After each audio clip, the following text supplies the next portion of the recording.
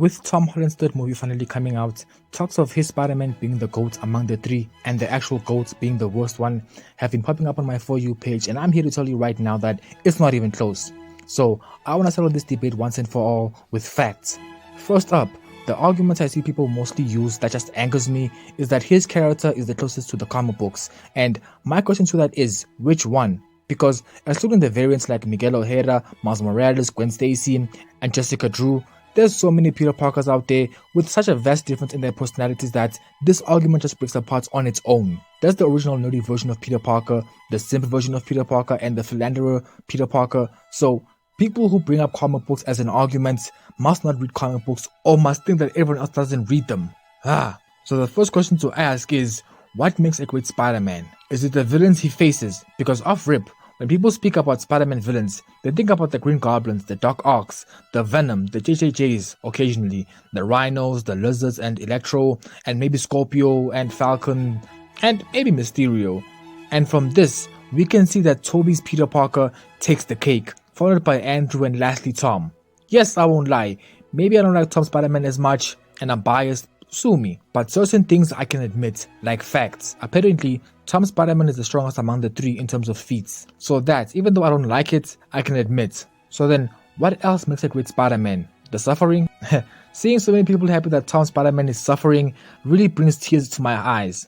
But even then, it's still not even close. Spider-Man's suffering always stems from his failure to regulate Peter Parker's life and Spider-Man's life, because he ultimately chooses Spider-Man and then Peter Parker has to suffer for that. And I don't care which comic book you read, but that's mostly his suffering and a consistent trait in almost all Spider-Man media. And off rip, you can't deny it that Tobey's suffering is the most out of these dudes. Sure, he has that optimistic outlook after losing his powers, but when Doc Ock spun the block, his suffering came back with it. And then he's followed by Andrew and lastly Tom. In fact, because of Gwen, I wanted to place Andrew at like number 1, but it is what it is. Then what about his friendly neighborness? Then Andrew Garfield takes the cake simply because it felt like he was sanctioned in his hood, especially because people were so eager to help him. And then Tobey's is number 2 simply because of that train scene. But if you complain that, there's just one scene and you can't see anything else, then where are Tom Holland scenes? And these small street things don't even count. Same is true with that bank scene too. Doesn't count. And let's not even forget that this man gets carried in almost all of his movies. First up in the first movie by Iron Man, and then by Fury. And also, in this movie, he's in Paris or France. So how can he be your friendly neighborhood Spider-Man if not even your neighbor? Come on! And then in the third movie, both GOATs get resurrected just to help this man. And you expect me to believe that he is the GOAT? Come on, how? How is it that this man has so many people out here helping him, yet he still struggles to make an impression on me? Nah. I promise you, if either Tobey or Andrew got this much support, they would have made the best movie ever. And remember, Andrew only has 2 movies, and I'm still pressed about that to this day. And I swear, I don't hate this man, but when I see people glazing him for no reason other than straight ignorance, every hating bone in my body just awakens. But like my meat, let's keep this short, because lastly we'll talk about his personality. Again, trying to pick which Peter Parker has the closest resemblance in terms of the comic books is as stressful as having an OG in a dark room, because using his universal traits, they all win. But let's try.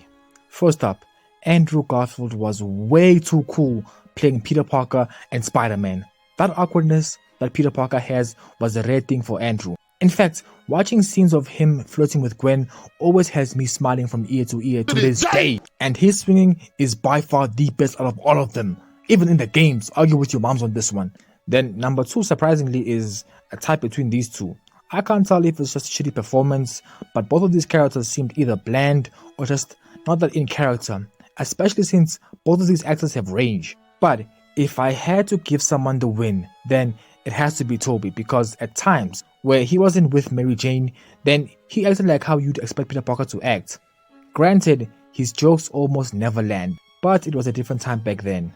Tom's awkwardness, on the other hand, at times felt like it was either blown way out of proportion or just straight up childish. Granted, Tobey's was just gut-wrenchingly bad. Now, I really wanted to make this video longer, but let me know if you want a better analysis with receipts, and that will have to come after I've let my emotions calm down. So yeah. Stop calling this man a GOAT when he got carried in all of his movies, had shitty villains, and still isn't memorable. Heck, I'm watching the trailer and look at this, he's still getting carried. But do my ears deceive me, or do I hear Keith David's voice in there? The GOAT, Spawn. So you know what? Maybe I'm suddenly eager to watch this, and I hope it just pans out well. I hope it's a good movie. Talk about plot twist, right? And make no mistake, I appreciate this version of Spider-Man. Because of him, we were able to see him with the Avengers and in the Avengers movie. So I appreciate him very much. Don't misunderstand that. And anyway, that's all, folks. See you on that. Legally?